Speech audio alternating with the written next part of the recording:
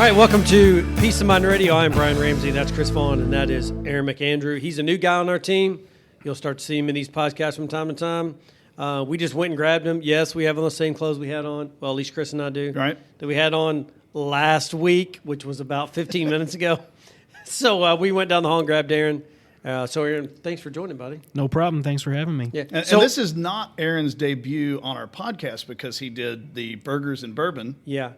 But never mind the resting face he had. Right. He's got a resting chance face. for redemption this time. Yeah, he was, but he had just made a transfer over, so he was a little stressed, right? Yeah, We'll a say little that. bit, little bit. A little That's stressed, right. yeah. So we're gonna have him. We'll talk about our more of our podcast coming up a little bit later. Now, this is a continuation of our conversation from last week, where we're really talking about, just what we have a tendency to see as clients that, or investors for that matter, when times get rough, the market gets sideways. We're in the middle of or hopefully in the back end of a pandemic. They have a tendency to just kind of hunker down. It's like, I can't do anything. I'm frozen. I don't want to do anything. I'm just going to wait till it's over and then I'll make some moves. So what we thought we'd do is do a series around things that you should be doing or could be doing now to take advantage of when things get better. And things are getting better. Let's be honest. Sure they It's are. it's the end of March 2020. Things are getting a lot better. But It's not 2020.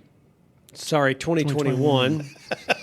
Just got to clarify. Yeah, that has nothing to do with all the mistakes I made in the last two podcasts by giving wrong answers. But anyway, it is 2021, and we're starting to see things relax a little bit more. However, that doesn't give you, or that should give you, the forethought to say, hey, I need to start to consider some of these things, and let's go back and reevaluate. So we're just giving you some things over the next couple of weeks that you should go back and take a look at, right? Yep. So last week we talked about what? Well, we talked about the kind of benefits that you get Yep. through your employer, your Yep. life insurance, disability, other types of insurance. And then we started to hit on 401ks, what's called a defined benefit plan, Yeah. or excuse me, defined contribution plan. So, 401ks, 403bs, that kind of stuff. Yeah, so this is really a continuation from last Yeah. week. So if you didn't catch last week's show, jump on there and we'll talk about what Chris has mentioned about benefits. But today it's really about 401k. We see a ton of this, and we thought it was appropriate because there's been a lot of people that have been displaced or have changed jobs in this time over the last year, or maybe still can't find a job, right? And so Right. what we see is somebody that either loses a job or they take another position. What do they do with their old 401k? Right. What do they do? Well, they've got multiple options. A lot of But they people leave it, right? A lot of people just leave it. Yeah, they just like, oh, dag nabbit, I've got Yeah. 401k plans everywhere, right? Right. So that's what we're talking about. But Aaron, what are let's just lay out one. You leave your old employer, you've been displaced, whatever the case is. What are your options? What's one of your options you can do with it? Well, one option is you can roll it to an IRA, or if you were contributing Roth, then you can roll it to a Roth IRA. What's the benefit behind that? Benefit of that is that you're not going to get the taxable event that you would have if you took a distribution.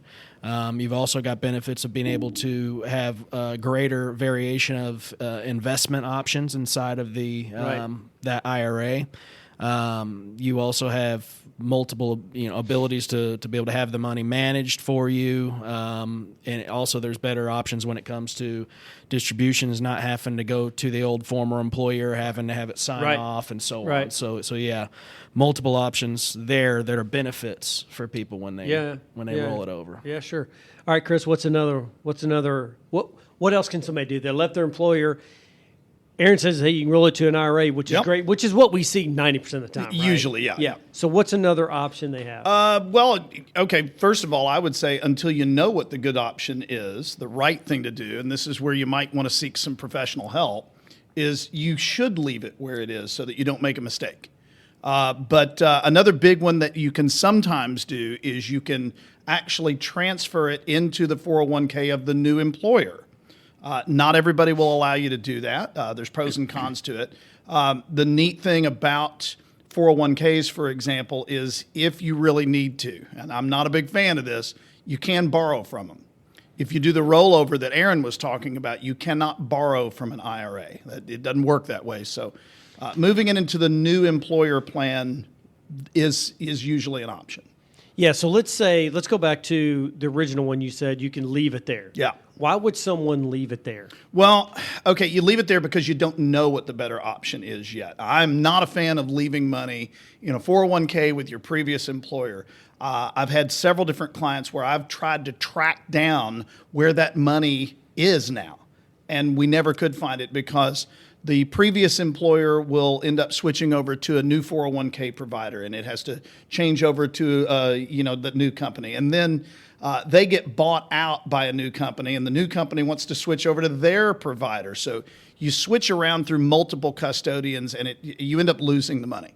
And I've seen that a couple of times, and it's painful, and it's not a conversation I ever want to have. So I don't like leaving the money there. But I also don't want to see somebody say, okay, I've got to pull it out, and I'm in a hurry to pull it out, and end up making investment decisions that they can't readily change. So, for example, they bring it out, they talk to an advisor, they put it into any number of different types of investments where it's somewhat illiquid, and they can't change that investment when they get a little bit different counsel. So, when in doubt, just leave it there until we get some good advice. Yeah. Yep.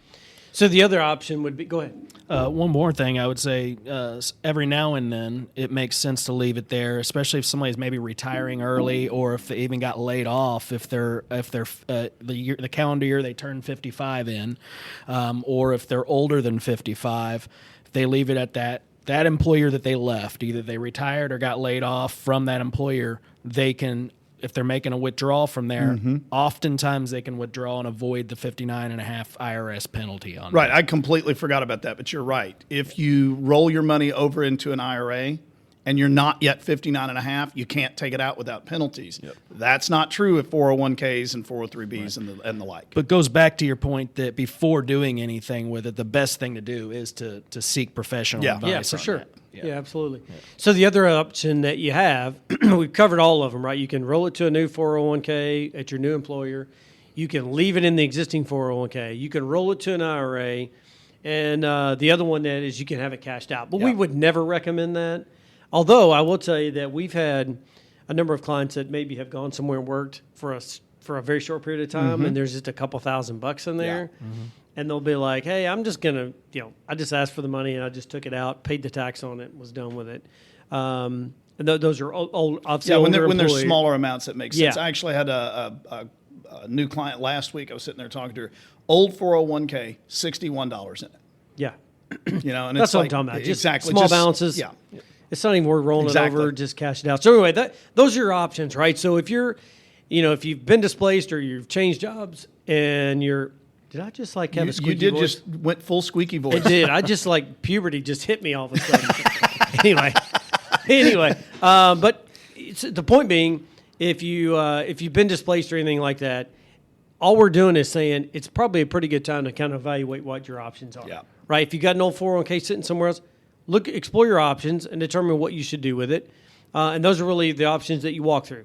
All right. So now let's talk about you're at your new employer. Right. We touched base a little bit on this last week, but I want to explore it a little bit more. So now you're a new employer, and you started a new year. What is something that you might look at in your 401k to do differently this year than you did last year? We touched base on one last week about maybe increasing your contribution. Right. You want to talk about that? Okay, so increasing your contribution, obviously, if you can put in more, it's never going to hurt you to save more. But the other thing that I don't see people looking into that frequently is, does your company offer a Roth option? Right? So changing your contributions from the traditional side to the Roth side. So you won't have as much money in there up front because it's after-tax dollars you're putting in.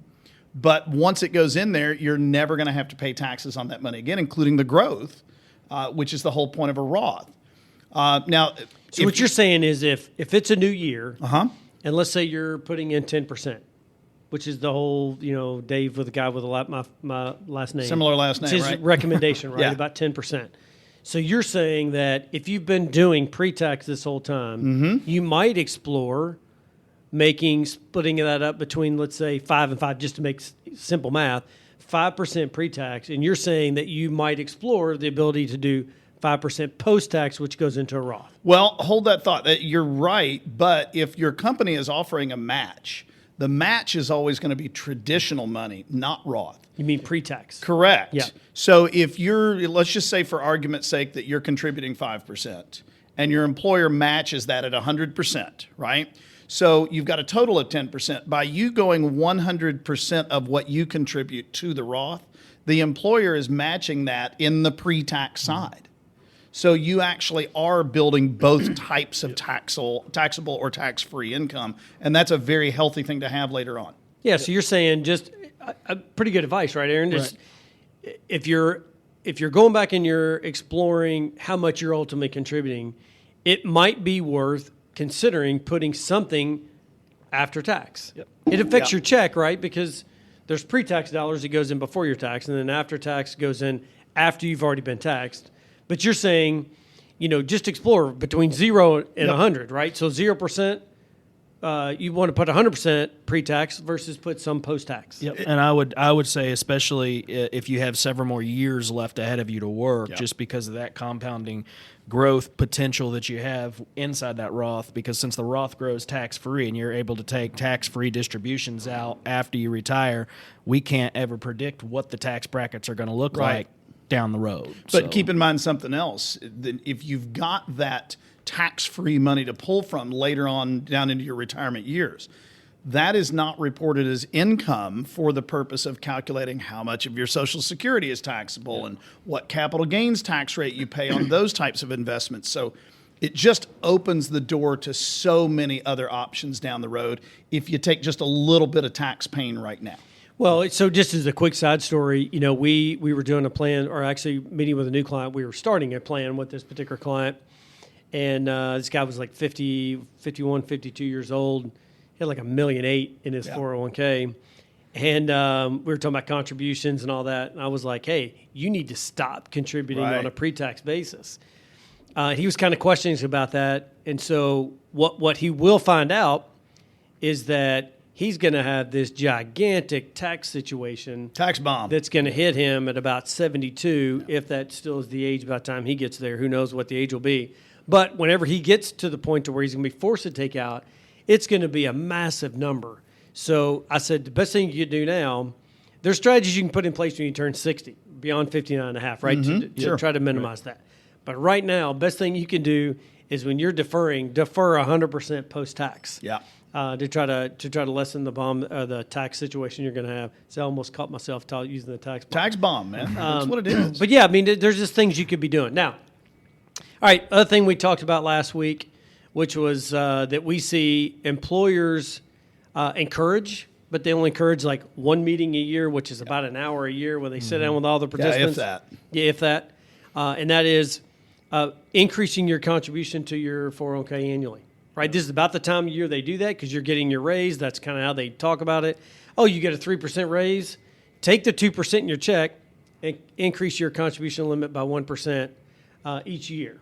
Right. So, when you are working with participants, don't you kind of encourage that? Absolutely, especially when, like the point you just made, when they're getting raises. If you're getting raises and you're not changing your percentage that's going in there, I mean, you've got that ability to put more away and to get to that point. We try to really encourage, like you mentioned before, somebody getting between 10 and 15% of their money towards retirement savings. Now, that could include Roths or any IRAs they're contributing to outside of the K plan. But at the same time, if we're making more money and we're not making those additional contributions to the plan or increasing our contributions to the plan, then you're really selling yourself short when it comes to your ability to earn down what you can put away for down the road. Yeah.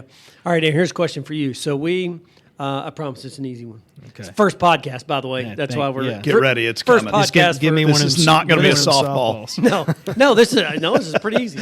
But no, we Chris and I talked about this last week, and that is when you have a participant in a 401k plan, and you deal a lot with 403bs, right? 403bs, yeah. Okay. All right. So if you got a 403, oh, by the way, if you're a teacher and a teacher, especially Southern Indiana, call this guy. He'll be more than happy to take care of you. You probably worked with him in the past. If you did, call him. Anyway, see, I can say that. All right, so he's over there going, oh, my God, dude, I can't believe you just said that.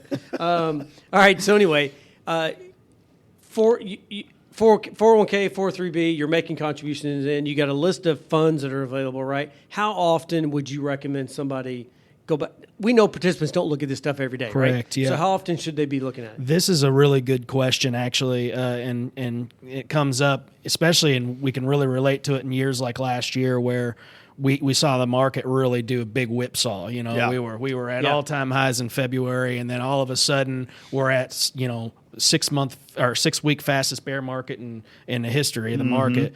Back up to September, we're hitting all-time highs again on the S&P 500, and Right. then we get a little rocky before the election period, and then kind of goes right back up towards all-time highs again. So, looking at if we're not paying attention to the allocations, well, if you've got stock markets and equities that are inside of your equity funds or inside of your plans that are doing really, really, really well, and you think you're in a 60-40 portfolio, and you're just kind of letting it sit there. That 60-40, 60% equity, 40% fixed income could turn into 80-20 real quick with the markets that we've That's had. right. So really looking at, I don't know that quarterly rebalancing is always necessary, but looking at the ability to check it once or twice a year, a couple times a year to make sure the portfolio doesn't get out of whack. If you're in one of those target date or retirement date funds that are inside of there, that automatically sets that path for you there. But if you're in other allocations, then it would So you'd be say at least annually, right? at least annually. A couple times a year would be a good thing, but it doesn't mean just because you check in on it a couple times a year doesn't mean you have to make changes to it. Right. It's just paying attention to what it is. I definitely don't recommend. There are people, believe it or not, which you guys know, obviously, that take a look at these portfolios every day when they see the market go up and down. That's really causing yourself a little added stress, I think. Yeah, I'm in the business, and I don't even do that. Right. Exactly. I don't even look at my stuff every day. So. Right. All right, so here's a big one, and we'll move on to something after this. Just a couple of minor things after this, but checking your beneficiaries. Now, we do this on an annual basis with our clients. The first part of the year, they come in, we go back and check beneficiaries across the board and all their accounts and life insurance, annuities, 401ks, 403bs, IRAs, you name it, we go back and check beneficiaries. But at least check your beneficiaries to confirm they're accurate on an annual basis. Oh, my gosh. Now, this is something that you might work with your 401k plan. You might work with your employer because it just depends on how you how you change your beneficiary, whatever. There's paperwork that either goes to the employer or to the 401k plan. So you just make sure that you ask your HR person, hey, I need to change, check my beneficiaries. Who do I need to? And it's simple talk for to? most 401ks. You do that online when you log into it. It is really easy to do. Yeah, so there's some things like simple IRAs. You can. There are some cases where the beneficiaries kept in house. So just ask your HR person, I guess, is the best way to do it. So here's a crazy story. This involves life insurance, but it's the same scenario on 401k plans. I don't know if you've ever heard this story. Chris has heard it a dozen times, I know many which times. one this But we had a doctor who we were asked to settle his estate. Passed away, and his wife had hired us, or the widow had asked us to settle his estate. So we're going through all of he kept very good records, but he had this one life insurance policy he got right out of med school. He was a physician here in town. He was married previous to his current wife, who he'd been married to for 30-some years. And Whoops. Yeah, he had still been paying on this thing, but it wasn't very much, right? It was like $70 a month or something. It wasn't much, but back 50 years ago now, or 40-some years ago, it was a lot of money when he got it, Yeah. And he got it was like $1 million something, $1.5 million, something like that, $1.2 million. But anyway, he never checked beneficiaries. So sure enough, you know what's coming. Absolutely. The X. Right? Yeah. So we literally, our trust officer called and said, "Hey, so and so passed away. You have one of two choices. You can either disclaim the inheritance, or we need your address." And she said, "Here, you got a pencil because you need my new address." And she took it. Now the family was well off, so it was fine. But still, it wouldn't have been his intention, though. That's almost certain. No, they had no kids. They had nothing. It took us a while to even track this lady down. Wow. But anyway, that's just to say that a lot of people think that their will pass No. those, or even a trust would bypass or pass those assets along. Not And with that's not the case. beneficiaries. It's all beneficiaries. right. So Yep. just make sure that you Beneficiaries review trump all of those estate documents. Yeah. You've got to make sure they're And it's right. really for also sure. just to give the people, your heirs, the people you're leaving behind, peace of mind. They don't want to be battling this out with Right. who Exactly. gets what. So Exactly. Yeah. All right. So a couple other things that we'll just mention that you can do with a 401k, especially if you've separated service, or even if you're still with someone, your existing Yeah. employer, but you just want to evaluate what your options are. You're still contributing to it. You can do what they call your plan may offer the ability to Right. do a non-hardship withdrawal. Just says that you can take your assets and roll it to an IRA. Reasons why you do that, Aaron went through them earlier. If you want to know more about that, call Aaron, call Chris, call me. We'll be able to walk you through it. No big deal. I'm going to let you tackle the rule of 55 here in just a second because I can't remember that one. And I even tried to Google it. I still don't get it. I mean, it seems like I had to learn it for my 7 or something, but it's so really it's specific. So in some employer plans may not even allow it. But, Okay. but so you got to be, before anybody really thinks about doing that, consult with somebody, Right. consult with a professional to help you. But really, and just in a nutshell, what it is you have to be turning 55 in the same calendar, or you'd have to be taking the distribution in the same calendar year that you turned 55 from the plan. So either Right. you retired from the company or you were laid off from the company. Either of those doesn't really matter. But it can't be like a 401k plan that you had when you were 38 years old that you just left there and now all of a sudden you want to start dipping into it. Nope. It has to be from the Okay. company, From the company. that you That's right. actually just left. So there's a lot of you got to really follow the specific rules to do it right. Otherwise you'll get hit with the same 10% and tax you're penalty. really saying that there's ability for you to get access to it pre 59.5 without penalty. Correct. Yeah. Okay. There is Got it. ability to do that. Yeah. Yeah. So At least I learned that much. in times that I've used that has been really when somebody's trying to retire early, Yep. or and just want to take some. And sometimes employer plans either don't allow it, and sometimes employer plans do allow it, but they make you take it in one lump sum, so which would then change the plan because now Sure does. at what point in time did we take it? We got to think about taxable income, all that other stuff. Right. So Yeah, so the other one that I've run into a couple of times involves employer stock. So if you're with a big company and they make all the matching employer stock,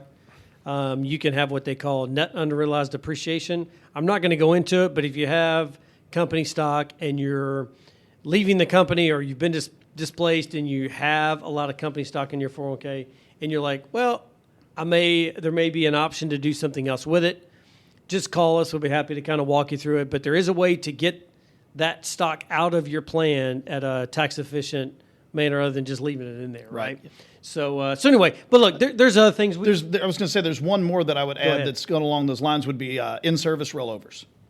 So for the people that are already over 59 and a half years old, but you're still working there are times where it would be wise to go ahead and move that money out of your 401k and into an IRA, usually because investment choices are better. Right. So it depends on the situation, but most people are unaware of that. So if you're already in your 60s and you're still working, it's something you should look at. Yeah. Are there other options? Absolutely. The point behind all this is that don't wait until things get back rosy before you go out Right. and start to look at what your options are. Just take advantage of it now because you never know what in the next 6 months. We could have another issue in the next 6 months, and then you'll be delayed another 6 months making choices. So just make sure that in a 401k plan that if you reach out to a professional, come see us and say, hey, here's where I am, here's my situation, what do I need to be thinking about? We'll walk you through all those scenarios. But anyway, next week we'll talk about another one. I don't know what that's going to look like, and Chris and I will have changed clothes by then. And Hopefully. hopefully. But anyway, just make sure that you're tuned in every week. We have this podcast, which is Peace of Mind Radio podcast. And then we have Connecting the Commonwealth, which is our podcast where we interview businesses, different personalities around town. Entrepreneurs. Yeah, it's kind of it's kind of one of my favorites outside of our third one. But it has nothing to do with financial services. It is all about business owners and their services they provide our community. So it's kind of cool. And then our third one, which my favorite now. Oh, yeah. Is burgers and bourbon. I got it right. You said it right the first got it time. right I'm the impressed. first time. That's a first. He bet that I wouldn't get it right, which I don't, but I was concentrating on it. But anyway, it's cool. We just review burgers from local establishments, and then also we taste a little bourbon and kind of give you our opinion. So very cool podcast. So make sure you tune in.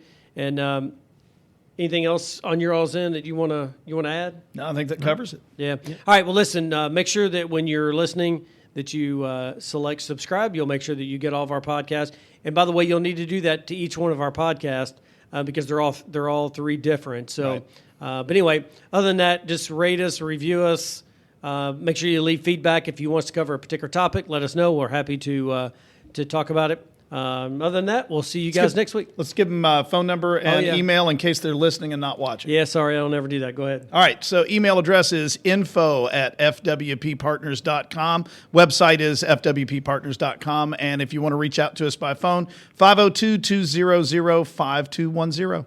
Have a good week, everybody. Thanks. The information given herein is taken from sources at IFP Advisors, LLC, doing business as Independent Financial Partners, IFP, IFP Securities, doing business as IFP, and its advisors believed to be reliable, but it is not guaranteed by us as to accuracy or completeness. This is for informational purposes only, and in no event should be construed as an offer to sell or solicitation of an offer to buy any securities or products. Please consult your tax and/or legal advisor before implementing any tax and/or legal-related strategies mentioned in this publication, as IFP does not provide tax and/or legal advice. Opinions expressed are subject to change without notice and do not take into account the particular investment objectives, financial situation, or needs of individual investors. This report may not be reproduced, distributed, or published by any person for any purpose without IFP's express prior written consent. Securities offered through IFP Securities, LLC, doing business as Independent Financial Partners, IFP, member of FINRA and SIPC. Investment advice offered through IFP Advisors, doing business as IFP, a registered investment advisor. IFP and Family Wealth Planning Partners are not affiliated. The information given herein is taken from sources at IFP Advisors, LLC, doing business as IFP, IFP Securities, LLC, doing business as IFP, and its advisors believed to be reliable, but it is not guaranteed by us as to accuracy or completeness. This is for informational purposes only, and in no event should be construed as an offer to sell or solicitation of an offer to buy any securities or products. Please consult your tax and/or legal advisor before implementing any tax and/or legal-related strategies mentioned in this publication, as IFP does not provide tax and/or legal advice. Opinions expressed are subject to change without notice and do not take into account the particular investment objectives, financial situation, or needs of individual investors.